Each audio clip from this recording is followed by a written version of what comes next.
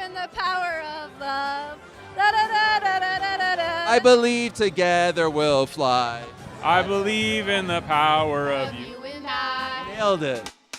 Air Canada Olympics Today is presented by Air Canada. Hello and welcome to episode 11 of Air Canada Olympics Today. I'm Ariel Helwani in very cold Livigno, Italy, and I'm not going to lie, this is probably the coldest day that we've experienced since we got here 2 weeks ago, but no matter, we're riding high. Why? Because Canada has won its third gold medal at these games. More on that in a moment. Also on today's program, we are going to preview the men's hockey quarterfinal action that goes down tomorrow. You want to stick around for that. And we take a trip down memory lane to Vancouver 2010. It was a great time. But first, let's talk speed skating. The Lead, presented by Access Storage, Canada's storage leader. Proudly supporting communities from grassroots to gold medals.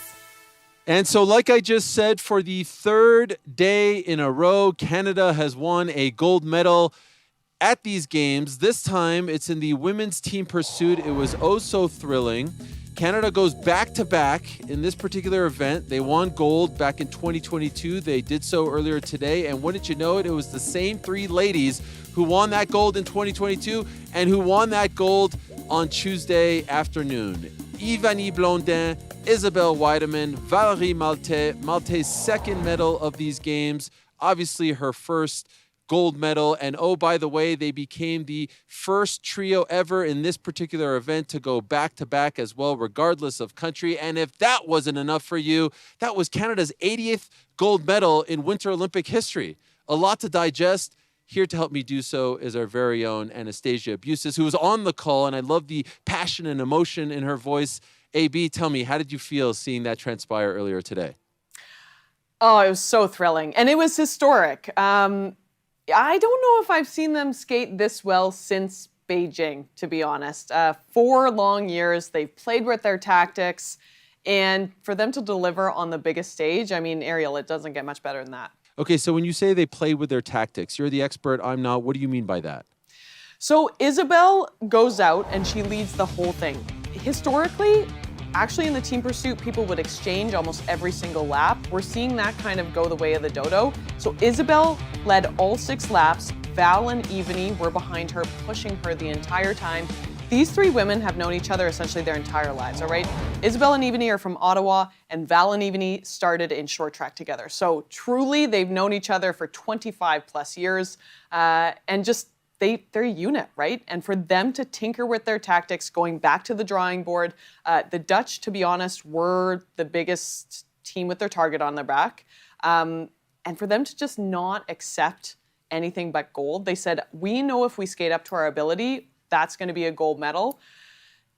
It was historic. It was amazing. I'm losing my words because it just was that unbelievable. So back in 2022, did they not go with that approach with Isabelle at the forefront for the entire race? Oh my gosh, you know what? I think that they did exchange a little bit at that point, and so it really is like a new tactic that we've seen kind of come in like the last 2 or 3 years, but the Canadians really have honed it. Again, Isabelle's 6'1", so she gives a lovely draft, and Valérie Malte, I got to give her some flowers too. For her to win that bronze in the 3,000 meter to kick off the Olympics, chef's kiss. She's skating so well. And Ivani still has the 1,500 meter and she's got the mass start coming up. So great little ramp up for her. The mass start is really her bread and butter. I just think that these 3 have had a banner Olympics, and I'm really excited to see what happens in the next few days. I love it. I saw on your Instagram just moments ago on your story, someone took a video of you, calling the action and reacting to it. And again, I love the passion. I love the reaction, the emotion. And I could tell that you are somewhat emotional at the very end because you're not just calling action here. These are your friends, right? These are your buddies. These are the ones that you've competed with and have called colleagues and teammates in the past. When you see them conquer this, going back to back, making history like this, can you describe how that makes you feel as you are also trying to be a broadcaster for the event? Yeah, absolutely. I got to go all the way back to 2006, right? Canadian women won a silver medal in this. This was the first Olympics that we saw the team pursuit. Clara Hughes, Cindy Klossing, Christina Groves, Shannon Rempel, everyone was there. Every amazing Canadian athlete that you can really name was on that team. And I know just what that team meant to speed skating. You know, Cindy Clausen won 5 medals at those games and birthed so many dreams. I know she birthed so many dreams of the team that we're actually seeing compete now. So for them to go back to back, for them to be the first team to do that since Germany did it in 2006, 2010, they're going to birth dreams for years to come, and the legacy is cemented. I think that they're 3 of the greatest speed skaters we have ever seen wear the maple leaf, and what a privilege to be a little part of that. I got to see history and witness their brilliance, and I know just how wonderful of people they are. So it certainly puts a smile on my heart. Before I let you go, and I know this might be a complex one, but just curious to put a bow on speed skating. Courtney Saro's having a dream-like Olympic, right? She's got 3 medals to her name, and she's doing oh so very well. And perhaps people weren't expecting that. They were expecting Will Danjanu to have multiple medals, and as of right now, he only has 1. Why are things going so well for Courtney and not so much for Will, in your opinion? Honestly, I don't think things are going poorly for Will. I think that is short track speed skating. Okay. And that is a tough pill to swallow at times because I was a long track speed skater. I wanted to be completely in control of my fate. It's just a race against the clock. And I think Will is skating really well.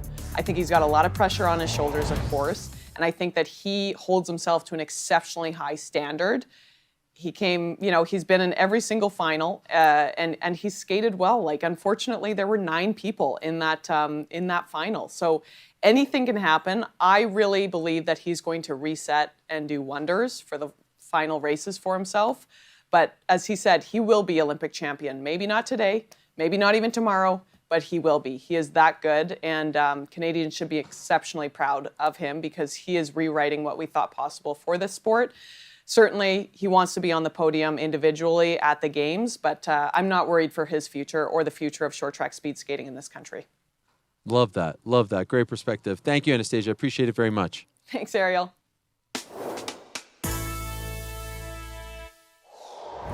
All right, so as you can tell, the mood is great right now. The vibes are high, and it reminds me of the 2010 games.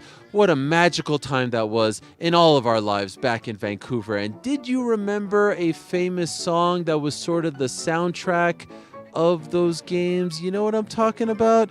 I wanted to see if people remembered as well. Take a look at this.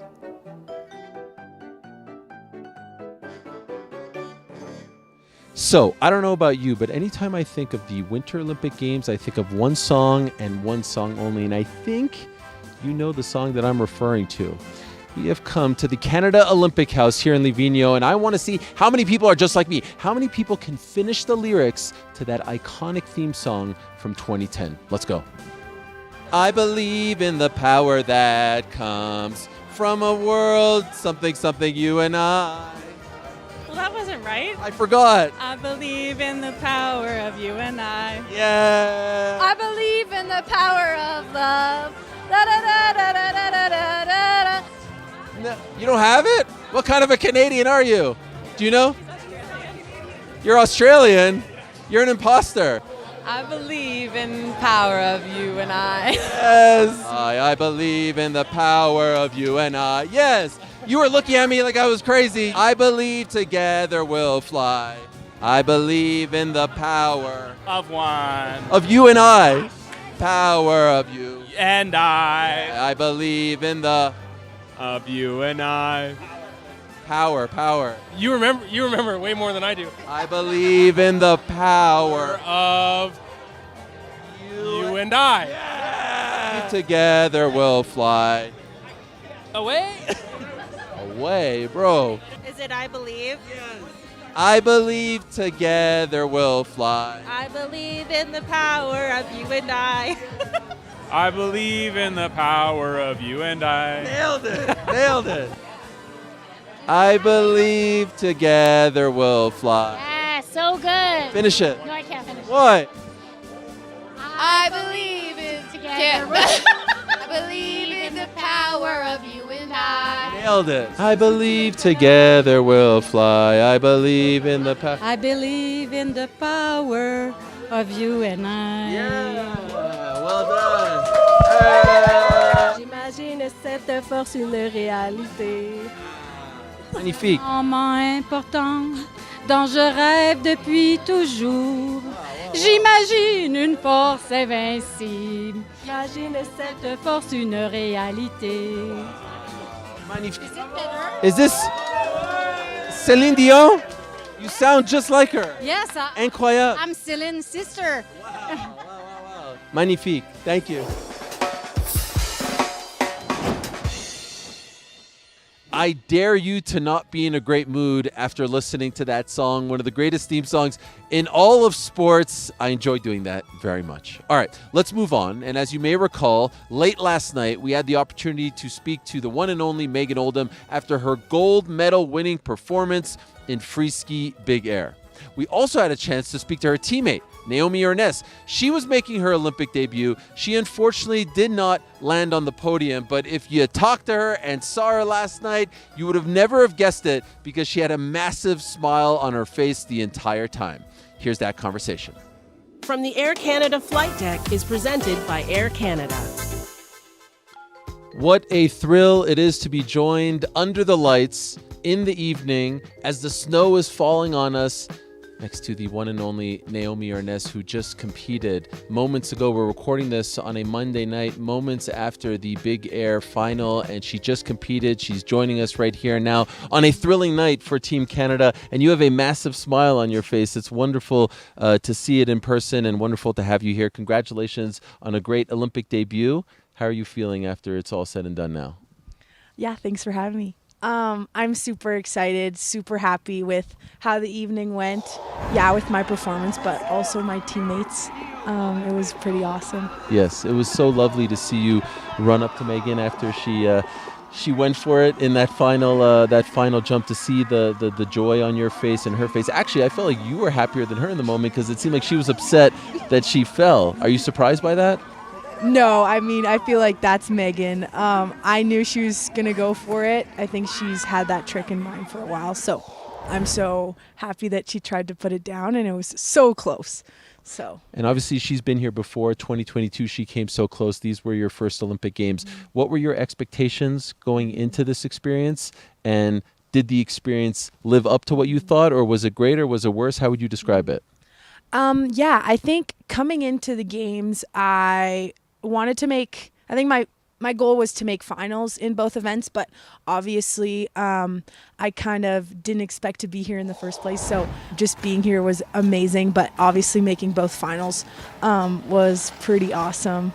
And just being able to ski an extra day and just showcase like what I've been working on and my skiing was pretty awesome. Are you proud of your performances? Yeah, obviously, I think there's always things I can work on, and I know for the future what I want to work on, what I need to work on. So moving forward, that's awesome. But overall, I'm pretty happy and proud of myself to have put it all out there and done it under some pretty high pressure moments. Yeah. And speaking of which, I mean, we were sitting there watching, and there was a delay today because of the weather, and I couldn't help but think of you guys. Like, you're ready to go. There's probably a part of you that thinks this whole thing might get delayed, right, to another day, and then they tell you on. So what was that like, and how are you dealing with all of that information? Yeah, it doesn't happen often. I mean, yeah, obviously the weather is always a factor, but most of the time we expect it, I feel like, and today was pretty unexpected. I think I just didn't really look at the forecast, so I didn't really know what was coming. But yeah, we just got up there right before the event started, and it was pretty windy and snowy, so they had to postpone it. In that moment, obviously, it's a little bit of a bummer. I think I was feeling ready. A lot of the girls were feeling pretty good and ready, but after they told us that they were going to try to run it, we were super excited and wanted to try to go for it, especially if the weather was better. When you talk about the things that maybe you wish you could have done differently, the lessons you learned, is there one that comes to mind off the top? Mm-hmm. I think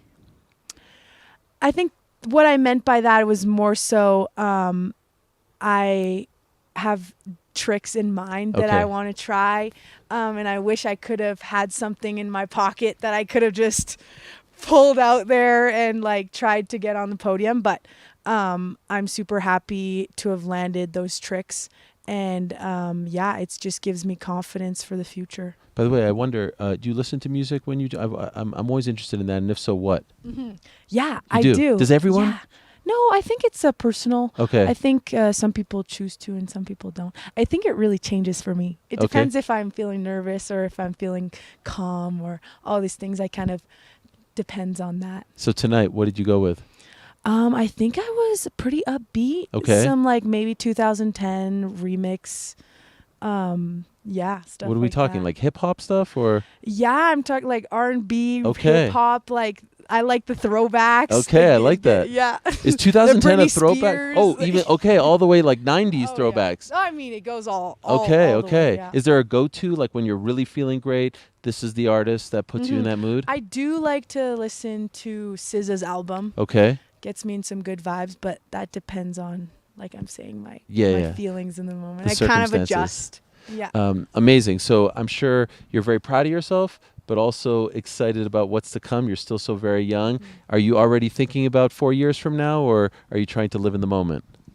No, I'm definitely thinking about the future, but also I think it mostly comes up when we're talking interviews and stuff like that. I think I reflect on that and get asked those questions, so I think about more so the future. But I think after this, I'll have a bit of time to reflect and just be in the moment and just appreciate everything that's happened. And what a moment for the Canadian free ski team with Megan winning 2 medals, you doing so great. I believe she's the first Canadian woman to win 2 medals in the same Olympic Games, one obviously being this gold medal. Are you guys celebrating? What's on tap? How are you going to celebrate this moment? Yeah, I hope so. Okay. I mean, I think that's the plan. Okay, good. I mean, she's off doing her interviews and stuff, so I think after we'll regroup and make a plan, but I think we're for sure going to celebrate. I'm sure it's going to be great. Congratulations on a great debut. Looking forward to seeing you back here in 4 years, but obviously a lot to happen in the next 4 years, so well done and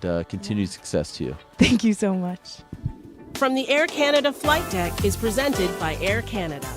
All right, great stuff there from Naomi. Let's turn our attention now to the men's hockey quarterfinal, which goes down on Wednesday. Canada now knows who they'll be facing, and it will be a familiar foe. It will be Team Czechia, who they beat in Game 1 on Thursday, 5-0. Czechia beating Denmark to punch its ticket to the quarterfinal today. Let's talk to our man, Kevin Bieksa, who is there in Milan, who saw them beat Denmark moments ago and will help us preview the quarterfinal action. Kevin, thank you so very much for joining us. Very excited to talk to you. And by the way, off the top, I want to say thank you for all the work that you do spreading awareness for mental health. That means a lot to me. You do a tremendous job of it. Let's talk about Denmark and Czechia. What do you say? How'd they look today? First of all, great to talk to you as well. Honestly, not super impressive. The game was a lot closer, I think, than most people thought, 3-2. That being said, you can't ever take anybody light in a tournament like this. Czechia has one of the best goalies in the tournament, Lukas Dostal, who plays for the Anaheim Ducks. He can steal any game. And Pasternak's the best player on the Czechs, and he doesn't quite seem himself. But again, another guy who's super dangerous. So I'm sure Canada's going to go into that game confident, but they obviously can't take the Czechs lightly. When you say Pasternak doesn't seem like himself, why do you say that?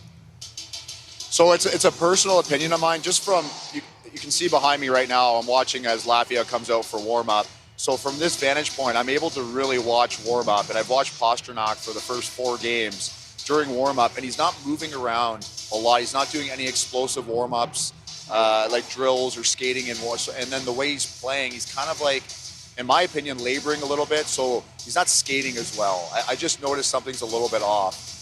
So that's kind of what I'm seeing with him. He's not quite at 100%, but his game is very methodical and free like that. So that also just might be his style. Okay, interesting. Okay, we'll look out for that tomorrow, especially. I'm an Let me ask you about investigative the journalist. rematch. I don't know if you know that about me. No, I'm learning about it right now. You're doing a phenomenal job of reading body language, so thank you for that. As far as the rematch is concerned, who does this benefit more, in your opinion? The team that won convincingly just a few days ago, or the team that lost but was able to see perhaps Canada at its best and say, all right, that game plan didn't work, now let's try to fix it this way? Yeah, that depends who you ask. If you ask the Czechs, they're obviously making one argument. Canadians are making the other one. Everybody always says it's hard to beat the same team twice in a tournament. But I just think with what we're seeing with Canada. Anyone who's watched the Canadian Games in this Winter Olympics has seen potentially one of the best hockey teams ever assembled, with the speed and the skill and the high-end talent, and they're playing with it. 4 nations last year, Canada won that against the U.S. It was a lot closer. The hockey was not as free-flowing. This is definitely a better version of an already really good Canadian team. So I think they're very confident going into this because they have so many deep players and so many guys that can make an impact. They're not just relying on 1 or 2 guys. Kind of the opposite of my panel. And hard to deny the fact that the quick turnaround for Czechia puts them behind the 8 ball, at least in my not so expert opinion. I want to ask you about Canada in particular. Which story, there's so many as you just alluded to, which storyline have you enjoyed the most from this team over the first few games here? There's been some great ones. I think, Macklin Celebrini, I think we start probably with him, the 19-year-old. He's got 4 goals already in the tournament. Known this kid since he was 5, 6 years old. And to see him, I think everybody expected him to make the team with how well of a season he's had in San Jose. But I don't think everybody expected him to be this productive. Obviously playing on the top line with Connor McDavid and Tom Wilson has helped that. But he's one of those 19-year-old kids that doesn't seem nervous or afraid of the moment. He doesn't defer on the ice at all. You can tell he really believes in himself.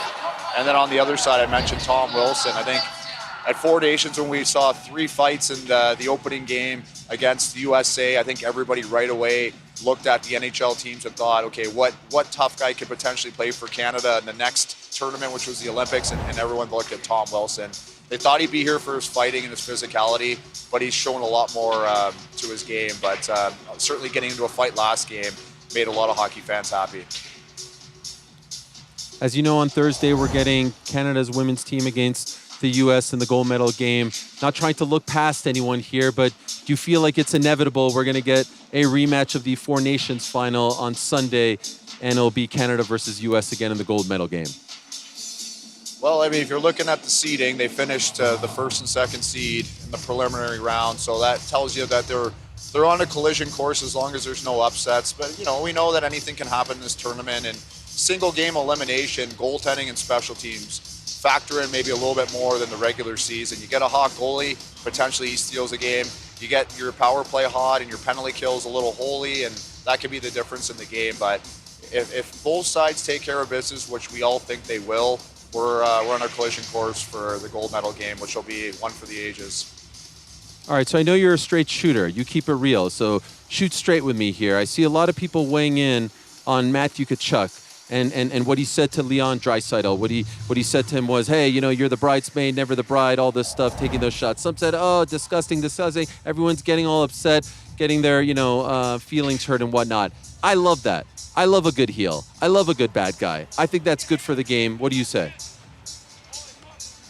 There's some pretty sensitive people if that hurt their feelings. I think that's one of the nicest things, one of the nicest chirps you'll ever hear on the ice.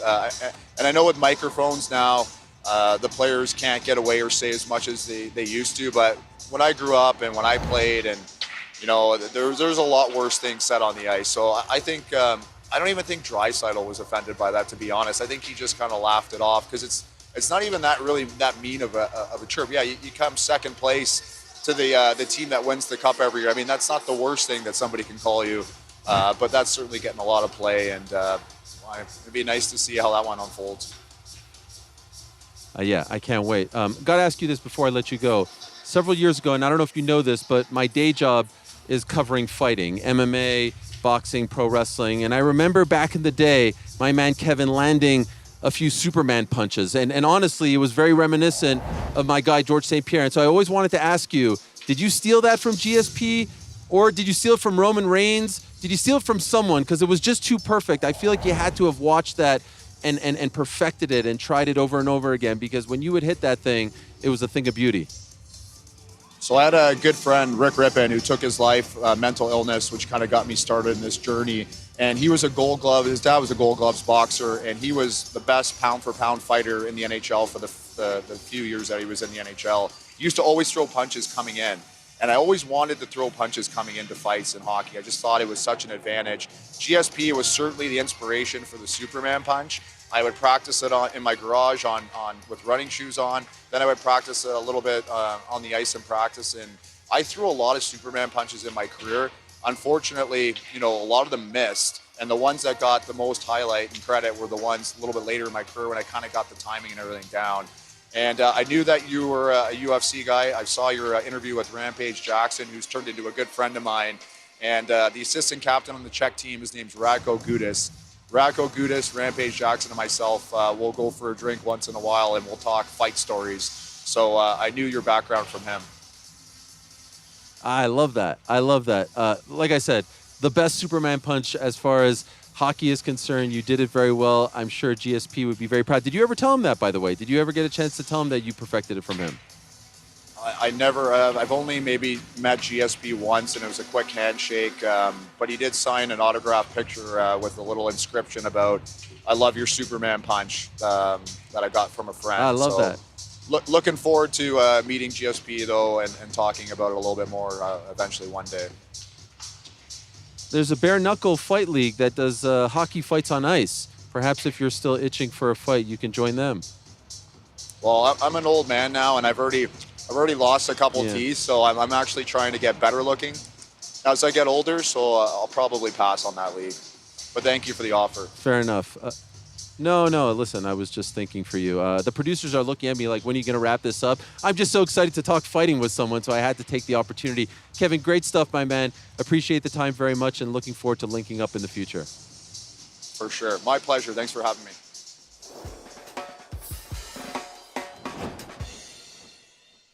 All right, great stuff there from Kevin. Speaking of the men's hockey team, we spoke to them before these games. Here's a fun look at what they're all about. Who on the team is most likely to get the most penalty minutes? I feel like this isn't really a compliment, so I don't really want to say anybody, to be honest. Tom Wilson, maybe Marshy. They'd be battling it out. The guy here likely to get the most penalty minutes would be a toss-up between Brad Marchand and Tom Wilson. I'm trying to stay out of the box these days, so not myself, but... Tom Wilson told us he's evolved and he's trying to stay out of the box. Marshy definitely didn't say that. Sam Bennett. He hits too hard. Most penalty minutes, I'd probably go Sam Bennett, kind of watching him at the Four Nations. He was kind of hitting everything that moved. And, maybe myself. Have the best fashion in Milan. Well, we're all wearing the same outfits. True, I didn't really But definitely not Sid. Or Nate. I'll go with Nate. I know he likes looking good. I feel like Bennett has some good style, actually. I have terrible style. Marner. Me? I'll throw it in there. I mean, Marner just came out of this meeting and he's like, you have to say I have the best fashion. So, yeah, him. Martin's likes buying all that fancy stuff. Best Milan fashion. I'm gonna go Marshy. Somebody said you. Yeah, because I'm sexy. seems like everyone would kind of have the same style. I don't know who would really rock it the best. Probably not myself, but there'll be some outrageous stuff. There's some really cool stuff, and it'll be fun to see all the guys in their new kits. I don't know if we got any real fashion guys on this team. Not you. No. Who's most likely to quietly lead the team? Quietly lead the team. Like just pixie dust out of the room? Oh, quiet leader. I thought you said leave. I thought you said leave. I was like, I don't know. Sid. That's just what he does. Honestly, maybe Sid. He can be quiet, but he's a great leader, obviously. Sam Reinhart? I would say Cale Makar. Just his presence on the back end. You know, he's certainly someone that's looked upon a leader, but might do it in more of a quieter way in the locker room. I mean, I think Cale Makar is a pretty good one for that. It's probably Connor. I think his seems like his play on the ice definitely takes over. His leadership, and he's definitely that type of guy. I mean, there's so many great leaders here. We'll go with Sid though. Not the most vocal guy. But when he talks, everybody listens and everybody knows what it means, and is always leading the way, and setting that example and setting that standard. But maybe not as loud as some other guys.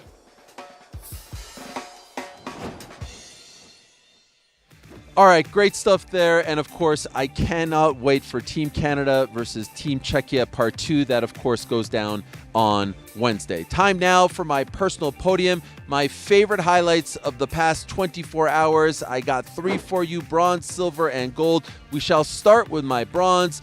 And this one goes to the Georgian pair of Anastasia Metalkina and Luka Berulava.